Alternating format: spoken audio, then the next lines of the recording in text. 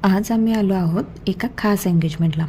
पण ही फक्त एंगेजमेंट नाही, ही आहे के लव्ह स्टोरी. म्हणतात ना, प्रेमाला ना गाव कळतं ना अंतर. आमच्या मोठ्या दिरांचा मुलगा तो आहे कोकणचा आणि नवरी मुलगी आहे कोल्हापूरची. आहे की नाही के लव्ह स्टोरी. त्याला आवडते फिश आणि सोलकढी आणि तिला आवडतं कोल्हापूरची झणझणीत मिसळ. सुरुवातीला सगळ्यांना वाटलं हे कॉम्बिनेशन जमणार कसं, पण प्रेमाची गोष्टच वेगळी आहे. दोघांनी एकमेकांना निवडलं आणि हळूहळू दोन्ही फॅमिली पण एकमेकांच्या प्रेमात पडल्या. पण म्हणतात ना, जेव्हा दोन मनं जुळतात ना, तेव्हा कोकण आणि कोल्हापूरचं डिस्टन्स पण 0 होतं.